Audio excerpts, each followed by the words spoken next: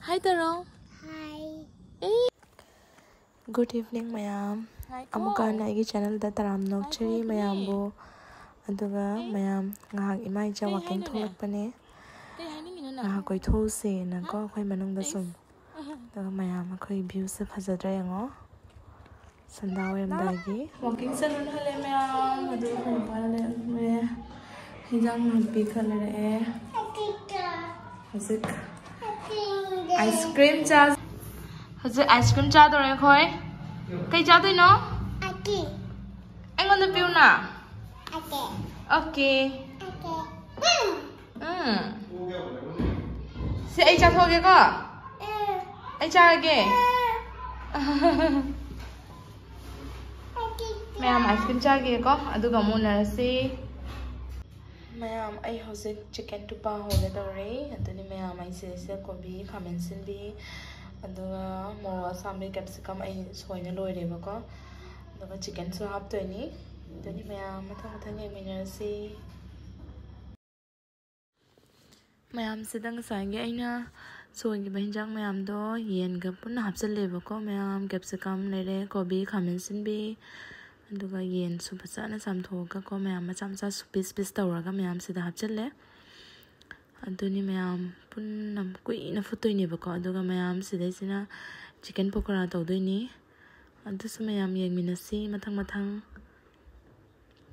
aduga mayam akai kari maramgi aina momo stand da hawbono habdu su habirake ba ko aduga mayam sida siga aina hap ka daba machanne ba ko ado chanam sing ilaichi black pepper kalonga suba su leire aduga mayam momo stand siga hawbagi maramdi matam su yamna changdre aduga yang su mulle dana ko gas su yam changdre dana ko mayam adani yang su mulle aduga mayam se siga hapsinjarage mathang mathang chanam hape ilaichi sing mor asiloi hapsalaga mayam ina phutoi ne ba ko adu mayam yam haina hawbaga dinatte sum chaning bagi sum hawbani ba ko tuni mayam mathang mathang ing minasi sobe yaur su mayam na sum comment ta haibiro duga mayam thum hapsale num nasagi chang ama yenga ko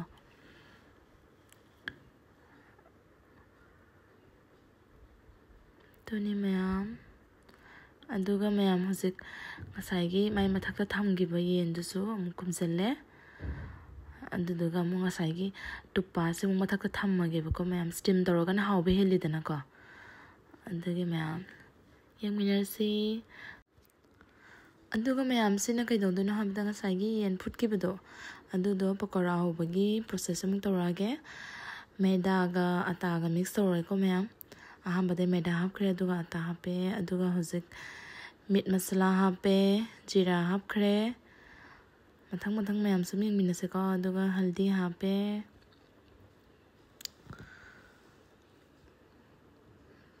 thum hapsalle moro hape moro suba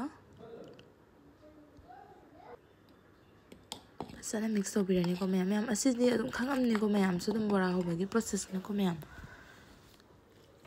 aina haida su mayam na dum hena khangi duni ko tuga mayam se phasana mix tawrani aduga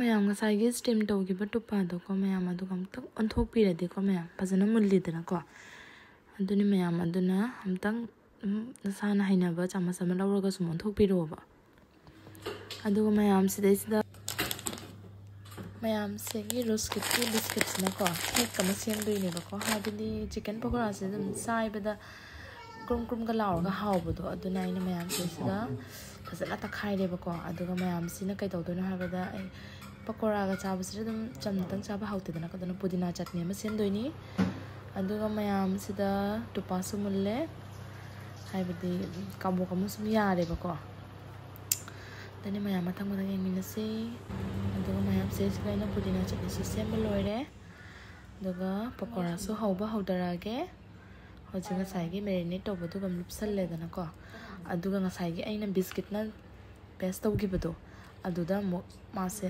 thammaga mo luppaga ko mo hawdoine ba haibadi asida luppai maramna mayam sida luppadi dum khoigi crispy ꯑꯣꯏꯔꯒ ꯌꯥꯝ ꯆꯥꯕꯗ ꯍꯥꯎꯋꯤꯗꯅꯀꯣ ꯑꯗꯨꯒꯤꯅꯤ ꯃꯌꯥꯝꯅ ꯑꯁꯤ ꯍꯥꯞꯇ꯭ꯔꯁꯨ ꯌꯥꯏ ꯑꯗꯨꯕꯨ ꯌꯥꯝ ꯍꯥꯞꯄꯒꯅ ꯍꯥꯎꯕ ꯍꯦꯜꯂꯦꯕ ꯑꯗꯨꯅꯤ ꯃꯌꯥꯝ ꯀꯣ ꯑꯩꯈꯣꯏꯅ ꯍꯩꯅꯕ ꯃꯑꯣꯡꯗꯅꯦꯕꯀꯣ ꯃꯌꯥꯝ ꯇꯧꯔꯤꯁꯦ ꯃꯌꯥꯝꯁꯨ ꯁꯨꯝ ꯌꯦꯡꯕꯤꯌꯨꯕ ꯑꯗꯨꯒ ꯃꯌꯥꯝꯁꯤꯗ ꯈꯥꯡ ꯁꯥꯔꯦ ꯑꯗꯨꯒ ꯃꯣꯝ ꯇꯧꯅ ꯊꯥꯗꯕ ꯍꯧꯔꯦ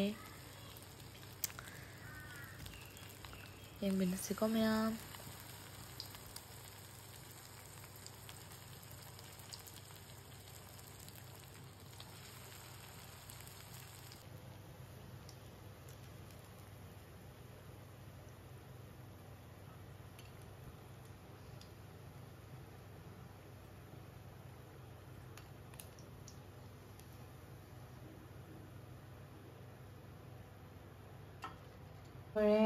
chicken pakora sida leire aduga sidana leire